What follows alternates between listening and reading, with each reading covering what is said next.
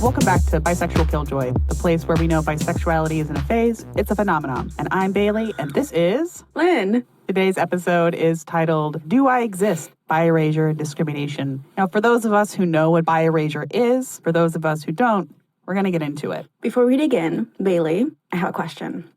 What was your bisexual killjoy moment this week? So, as I have become more aware of bi-erasure and biphobia out in the wild, I've become more sensitive to it. And I see a lot of it on social media. I don't know if this is the case with you, but recently I saw a post from a pretty big content creator that was reading out a comment from an anonymous person who was basically calling bisexuals greedy, which we've heard before, and that they were homewreckers. And I thought, wow, what a thing to say with your whole chest in an anonymous forum. And so I posted kind of a snarky reply, which was, wow, imagine being this sad of a person that you felt the need to comment on a whole sexuality. I hope you feel bad. I'm sorry about your life, though. That sounds miserable. And, you know, there's always like risks and consequences of saying something like that. And some people were quick to, oh, what a bisexual thing to say. Bisexuality isn't real. I don't have time for that. But a lot of people like the comment. There's like 200 likes on that comment, but not a lot of support in the comment section, which in a way is its own form of erasure. But, you know, I don't feel the need to fight the good fight every time. And I don't even know if putting a comment in a very well-viewed video is even fighting the good fight. But,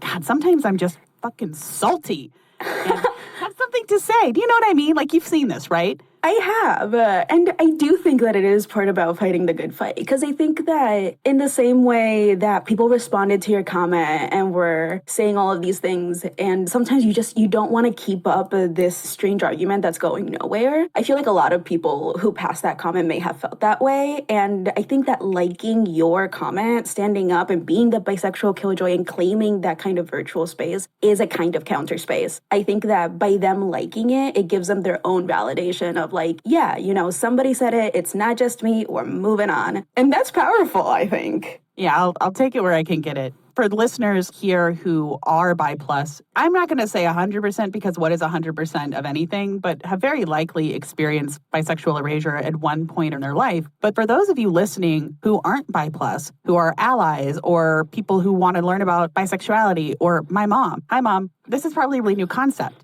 Like, what do you mean that bisexuals are being erased? They're right there. And literally, yes, I'm sitting in my closet, not a metaphorical closet, an actual closet, and I'm doing this recording and I exist. But I have to tell you that bisexuality has this very precarious place in the world. And we're going to get into it. We're going to pick apart bisexual erasure as we know it right now. And it's a topic that's very near and dear to both of us. And Lynn has done me the biggest favor in the world to take the lead on this particular episode. So it's very theory heavy because Lynn is a smart cookie. But I promise you that when it gets theory heavy, that I'm going to ask lots of questions for all of us because she's the smartest person in this room. She's going to lead the way, but I'm also going to ask plenty of questions. So, Lynn, why do you think bisexuality is invisible? Well, I think a lot of reasons. The biggest thing is that bisexuality is harder to see in comparison to hetero and homosexuality, right? It's not easily visible. Bisexuality does persist as kind of like an unspoken concept, an idea that lives both in between and beyond these very stable binary categories. But the problem with concepts, I think, is that they can become very easily dismissible, right? We can see these two things very, very clearly as a kind of binary. And when bisexuality comes in as something that is both in between and in a lot of ways beyond, we can just kind of go, people can kind of go, oh, that's not really a thing because I'm not seeing it actively. So unless I'm walking around with like 3, 4, 5 partners of different genders on my arms, these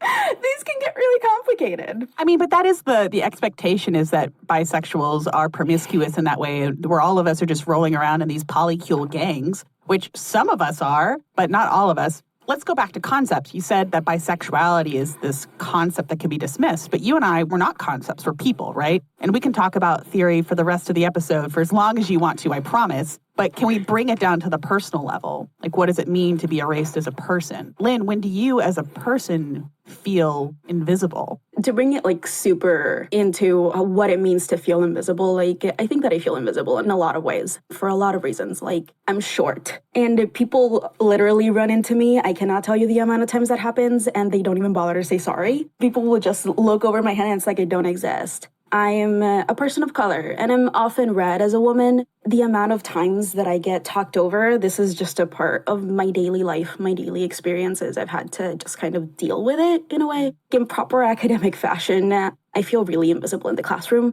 When we're reviewing the syllabus, when we're talking about different LGBT topics, I've mentioned before, I'm a sociologist studying bisexuality, largely as a form of survival, as a form of self-defense. And that's because, as I've mentioned before, in all of my years of study, I've been in higher education for 8 years. Not once has bisexuality been explicitly in the syllabus. Not once, not ever, has bisexuality ever been spoken about without me bringing it up in the conversation first. And the few times that a professor claimed to know what I was speaking about, they offered me resources relating to transgender theory. And while bisexuality and gender transition, transgression have always been intertwined, my dear friend, we're past that epistemic rift. We know the distinction. So it was clear that I was on my own in this journey, and it was clear that bisexuality didn't exist even as a concept within academia. You know, you're talking about this, and I'm thinking about when I was in grad school last spring, and I decided to take this women, gender, and sexuality course at the graduate level at Harvard University, because I was over at the medical school and I'd been studying how to read research papers and how to do scientific research. But I still didn't have that academic basis that I felt I need to write a proper, all-encompassing paper that looked at bisexuality. And I was with Alice Jardine, who is honestly one of the best living feminist scholars. She retired last spring. I was in her last class ever. So I'm walking into this room full of people who are all seniors or are getting another master's degree. They have been inundated in this community for at least 4 years. And I was like ecstatic because I have got probably the queerest classroom I've ever been in at any point in my academic career. And I thought, yeah, all of these queer people are going to get it. We're going to talk about queer theory. And we did and we didn't. So preparing for my final paper for her class, I had this one-on-one meeting with Professor Jardine, and I told her I wanted to critique the omission of bisexuality in queer theory. And I asked her, like, who should I be reading? And the way she got quiet, this top academic in her field, this person who has been published, this person who has studied with some of the people who were the foundations for queer theory, didn't really have an answer for me. You know, she told me to read from the Journal of Bisexuality. Bethany, what do we... When that's the only resource you know. Like, you know, this resource that apparently only other bisexuals read. So I'm looking at Foucault, I'm looking at Sedgwick, and I'm like, why aren't you talking about bisexuality? Homosexuality and heterosexuality aren't the only things that exist. And it's great that we have this discourse, but what about the bis? What about the pans? What about the pluris? And for my paper, I actually was fortunate enough to stumble upon Juana Maria Rodríguez and Jessa Ling, who actually talk about their bisexuality as it intersects with race. And without them, I would have just been hitting my head against the wall. And it was so frustrating and honestly disheartening about the future of academia and our place in it as bisexuals, because despite this plethora of bi+ people in the world, we aren't represented. So that brings me to the real meat of this conversation, which is bi-erasure. Can you please define that for us, Lynn? Absolutely. So bisexual erasure, bi-erasure is the cause of bisexual invisibility. Despite the existence of bisexual people, we know that we exist, we know that we're here. They are either consciously or unconsciously excluded from both queer spaces and heterosexual spaces.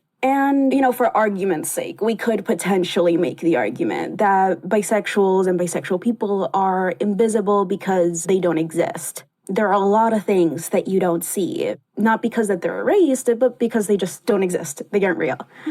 But if you're here, if our gentle listeners are here, and if we're recording this, it's because we know that bisexuality does exist. So if bisexuality exists but is invisible, how does it come to be that way? And there are a few hypotheses for how and where bisexual erasure occurs. But arguably, the most important one we're going to be talking about today is the kind of erasure that stems from political interests. Okay, hold on. Before you get off on a tangent and talk about political interest and the political body that is inherent within anyone with a sexuality, i.e. everyone, let's take it down a level, okay? Let's take Bi-Erasure down because our listeners, whether they are bi+ or they're not, need to understand how pervasive bisexual erasure actually is. Because in my opinion, Bi-Erasure happens at the political level, right? Like the top level, because it happens in everyday life first. Let's just think about it. When you look at the media, where are the bisexuals?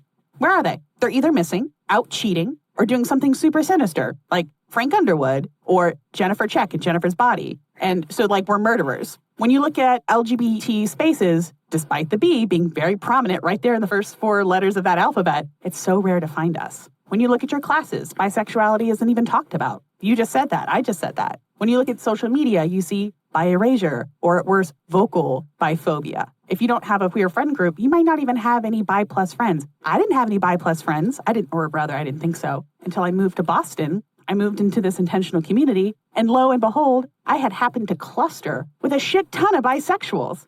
And we didn't know about it until we had all been friends for 3 months because it's just not something you talk about. Bisexuals are invisible, but we are here. Yeah, I think that there's this really big common misconception that bisexual erasure needs to be like overt, explicit, done in bad faith, and needs to be really loud. And far more common than that, bisexual erasure is in our water. It's in the air that we breathe every day. When we ask the question, are you straight or gay? We're communicating our understanding of binaries as real, as static, while simultaneously rejecting the existence, even the thought of intermediate or outside categories. Have you seen those videos on TikTok that have someone basically swiping left and right to say if someone's straight or gay? And they look at them and like, oh, you're straight. Or they look at them again, oh, you're gay. And they categorize them like that. And every time I see one of those videos, I say, what about the bisexuals? And inevitably the comment said, they said straight or gay. But Ma'am. There's perhaps a 3rd or 4th or 5th or 6th category that we could add to this. Make it more challenging than just seeing someone with Doc Martens on and being like, gay. Because first of all, that's probably a bi+ person. Anyway, that is so bi.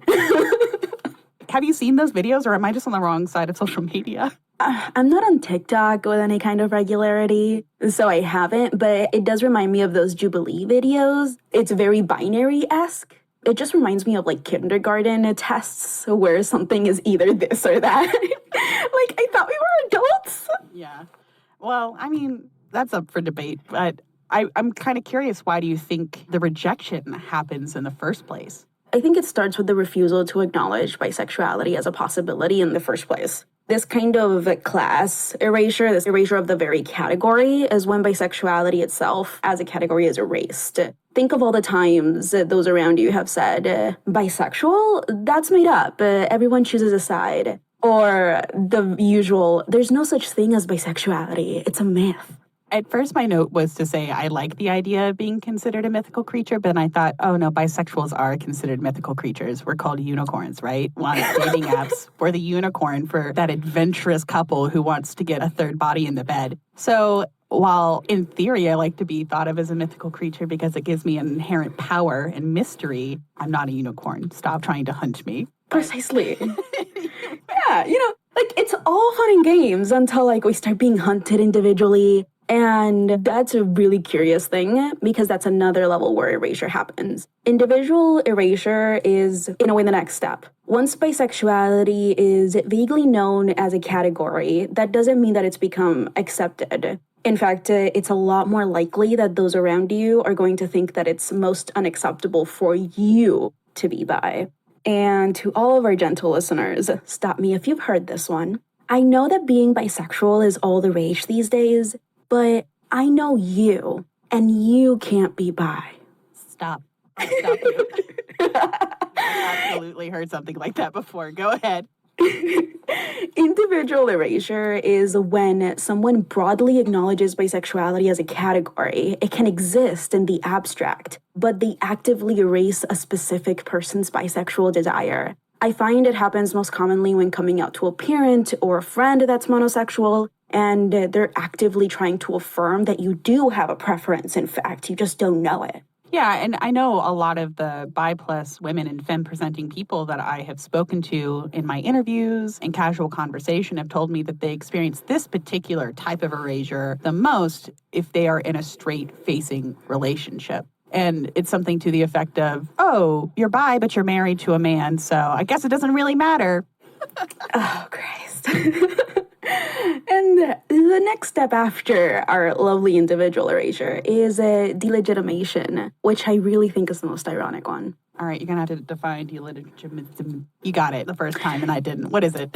I mean, I get confused too. The idea with delegitimation is that people will acknowledge bisexuality as a category, even a category that others can actively adopt, but will associate it with such a level of stigma as to make it profoundly undesirable. What's ironic about it is that in attempting to delegitimize bisexuality, it makes it more visible, like you're actively talking about bisexuality in this way. We've all heard the myths and stereotypes, all bisexuals are cheaters. You just mentioned that they were homewreckers, people in the comments. They can't be trusted. Bisexuality upholds the gender binary. All bisexuals are transphobic. This comes from both sides. If you repeat these myths enough, bisexuality becomes undesirable. It's not that you aren't bisexual, it's that you would never want to be in the first place. It's that you would never want to be associated with a bisexual person, even in the abstract. God, when you say it like that, it really seems insidious to the point that I'm wondering who is perpetuating these stereotypes. It feels like monosexuals have an actual agenda. There is a monosexual council that meets and has a subcommittee dedicated to the suppression of plurisexuality. I know that in theory probably doesn't exist. It's more ingrained the way that any kind of bigotry is, right? Like it's baked in. And I'm still sitting here wondering why. Well, at the beginning of this episode, we mentioned that there are political investments in bisexual erasure, and there are. Monosexual people achieve common ground in agreeing that regardless of their disagreements and their fights amongst themselves, bisexuality is viewed as a threat and it must not exist. They hate us because we love puns. I think that's just plain old jealousy. Monosexuals don't have any good puns. I actually think that's true. Largely, bisexuality is erased in order to preserve the stability of sexual orientation categories. If sexual orientation follows binary understandings of gender, then there is a categorical need to preserve the stability of monosexualities, mainly because you cannot prove a negative. You cannot prove that you are monosexual because how are you supposed to provide evidence of only engaging with one gender and that not now, not ever, will you ever engage with another? It's impossible. And I know we'll talk more about binaries later in the season, but I just want to underline for our audience now that most people like binaries or just sort of feed into them because they are easy to understand. And human brains work by bucketing. What you were saying about kindergarten, which is this or that, and we are actively taught to think in terms of opposites. So when you introduce a fluid element like bisexuality, people get a little uncomfy. But discomfort isn't a bad thing, and I wish that more people understood that. Precisely. And to that extent, bisexuality also threatens the primacy of sex as a diacritical characteristic. Okay, diacritical. Define that for me, please. For me, specifically. No, everyone else gets it, but I don't. Okay, so the idea is that if bisexuality threatens the primacy of sex, monosexual people can discriminate on the basis of sex, gender in their personal and romantic lives. No way around it. We've made grave efforts to limit and downright eradicate discrimination based on sex or gender. But it's widely allowed and expected that we discriminate on a personal level, with that being the only category and the only criteria for discrimination. Bisexuality threatens that by demonstrating that there is a possibility not to discriminate at all, not institutionally, not even personally. So help me understand this a little bit more because I hear what you're saying, but I'm having a hard time conceptualizing it. Could you give me an example? Yeah, think about it. Today, it would be somewhat strange, though not maybe unexpected, to say that a local business person just doesn't hire women, regardless of their qualifications. They just see a woman apply and they said, nope, no thank you. And even if we did hear that, there's gonna be outrage. We could file a lawsuit. Things can happen. We fought to be considered equal as workers. But somehow, it's totally acceptable to say that I just don't date women. I'm not attracted to them in any way, and I do not wish to engage. Of course, there are levels and degrees to this, but that's the core sentiment of monosexuality, isn't it? Gender becomes a category for acceptable discrimination. When bisexuality comes into the picture, we're saying, actually, maybe we don't need to discriminate based on gender in relationships, connection, or intimacy. Maybe gender is not a reason to categorically reject someone, and that destabilizes our current understanding of how the world works. To that extent, bisexuality also threatens norms of monogamy. Bisexual people do not reject the possibility of desire after being in a relationship. Just because I'm in a monogamous relationship doesn't mean I'm not bisexual. This threatens monogamy as you're currently meant to reject all attraction for anyone else if you already have a current partner. Okay, so this is the perfect opportunity for me to talk about monogamy versus non-monogamy as a bisexual person. Full disclosure, I am a married bisexual person who identifies as a woman. My partner is someone who identifies as a man, and we're monogamous. When I finally came out to my family, they were like, well, does Richie know? What? Yeah. Richie knows.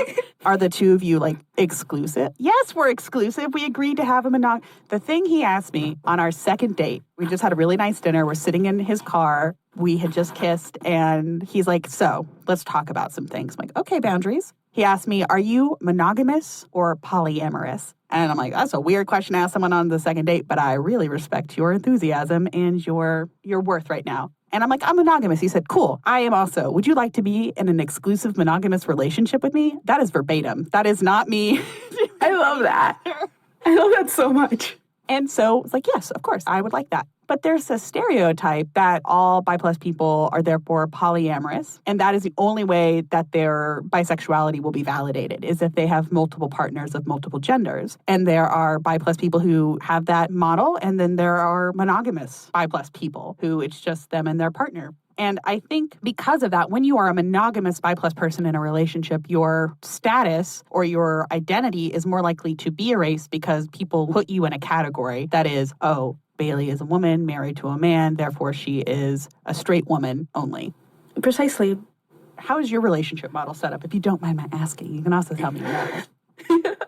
I'm a polyamorous person, and my profound reasoning for that is that I think that there are so few people who are quote-unquote my type out there in the world, and why would I stop myself from engaging in connection, intimacy, and exploration that feels so wonderful just because I have a current partner? Now, that works for some people. It doesn't work for me. I do have a current nesting partner, and she is epic and amazing. And we find that we just really experience a lot of joy for each other when we find someone who is interested in what we are interested in, that actually understands what we're doing.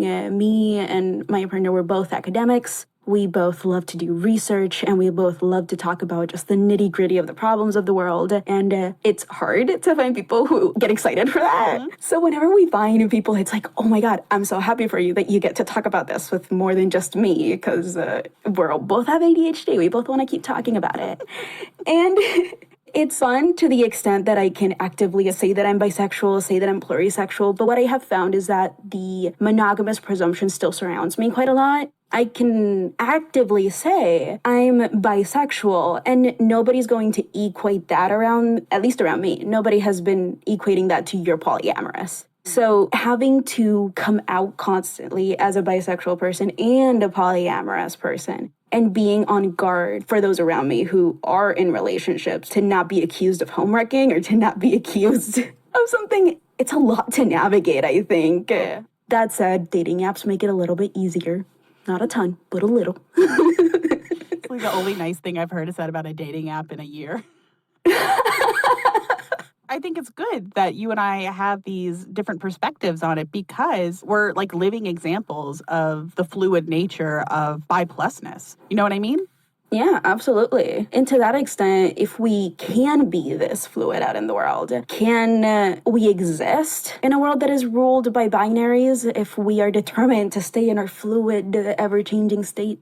Yeah, and so we're here sitting saying that we exist, and ultimately the problem isn't us. The bi+ people aren't the problem. We understand who we are as fluid sexual creatures. It's monosexuals' problems. The monosexuals. But why does this keep happening? Well, I mentioned the epistemic contract, and it is epistemic insofar as it relates to the nature of knowledge, how that knowledge is produced, and what it is that we are allowed to know. Okay. But what is an epistemic contract, and why should our listeners care? Listeners, not Bailey. An epistemic contract is a social arrangement about what can be acknowledged or known. And that's not me. I'm citing Kenji Yoshino specifically. And this epistemic contract is also a political model. There are political investments. Erasing bisexuality keeps heterosexuality in a privileged position and homosexuality as a necessary counterposition to that privilege. The commitment to preserve these kinds of binaries is inherently political as much as it is personal. You know, when I tell people that I'm bisexual, I always follow it up with I am bisexual for political reasons. Because for me, being a bisexual killjoy is about standing up to this kind of erasure, whether it's passive or active, subtle or overt. Yes. Being a bisexual killjoy is acknowledging that it is always violent to presume that we must conform to either or expectations and presume that binaries are unavoidable when they are always artificial. Yeah, in thinking about sexuality and knowing that it is inherently political, we want our bi+ listeners specifically to know that they are not alone, despite the fact that we are systemically erased. There are so many of us. And I always go back to that statistics of all the bisexual Americans got together. We'd be bigger than the state of Pennsylvania. We'd be a swing state, y'all. Also, go vote. There is a community out there for all of you. It can start with social media. It can start with us. In terms of other communities, I'm always going to shout out the Bisexual Resource Center here in Boston, and specifically its Bisexual Resource Guide, which will be in our show notes this time because I figured out how to do it, because it has community resources compiled out by state. Yeah, you can also check out Reddit groups that are specific to bisexuality or specific to your state, find meetup events, and if available, you can also check out your local LGBTQ center. It is not uncommon for them to have bi-specific meetups or discussion groups. And Bisexual Killjoy is also here for you. Please visit us on our Instagram, comment and reply to each other in our posts. We have questions to say that we want to hear your voice, and that way you guys can also find each other. And that is the most important part of this project that we've embarked on. So as we wind this episode to close, I do want to point out the fact that systematic erasure has actual health implications. It's not just me and Lynn sitting here whining. I know I mentioned this in the last episode, but minority stress theory points to the fact that recurring stress, which erasure is, has been shown to result in poorer health outcomes. Bi+ people are sick at higher rates than heterosexuals and homosexuals. And I'll make sure the Feinstein and Dyer article, Bisexuality, Minority, Stress, and Health, is in the show notes too for your reading displeasure. The summary of it is bisexual individuals are at increased risk for mental health, substance use, and sexual health problems, and this is due in part to stigma, and discrimination. Future research should continue to examine how different dimensions of bisexuality relate to health disparities and the factors that influence them. There is also an urgent need to develop, test, and disseminate interventions to improve the health of bisexual individuals. So, how do you protect yourself as a bi+ person in a world that was just not designed for you? Step 1, to ground yourself, know who you are. You are a bi+ person. You are no less queer than any other queer person. You are valid. Step 2 is to call it out. It doesn't need to be overt or loud. It just needs to be enough to shock people to realize what it is that they're doing. Hey, she's bi regardless of the relationship she's in right now. Actually, I'm not gonna change just because you think I'm gonna eventually. The goal is not necessarily to make a huge change or scene in that moment in time where something happens, but it is to bring attention to the kind of violence that they're perpetrating and let them know that that's not okay. The goal is to remain steadfast in who you are and know that others' perceptions cannot shift or move you away from that. It is so easy to let people erase you. It is more badass to refuse to disappear. One of the greatest things the late, great A. Billy Jones Hennon ever told me was that the best way for bisexuals to be visible is to be on boards, committees, research teams, etc. Be out. If you can, try to get involved with queer groups and show up for the bi+ people, because no one else is going to do it for us. And in A. Billy's obituary in the New York Times, this is how pervasive erasure is. They called him a gay man.